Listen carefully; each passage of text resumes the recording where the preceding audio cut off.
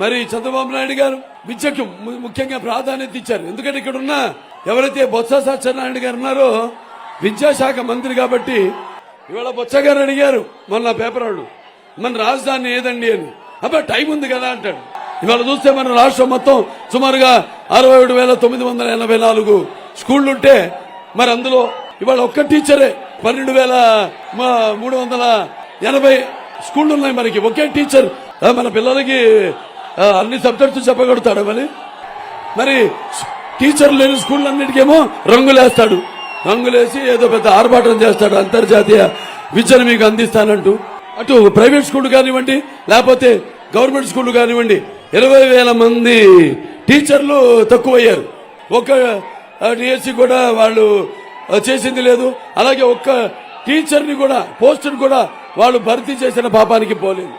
పిల్లల్ని మంచి స్కూల్కి పంపిస్తున్నాము అని బయట పై రంగులు చూసి ఎంతో మురిసిపోతున్నాం మనం.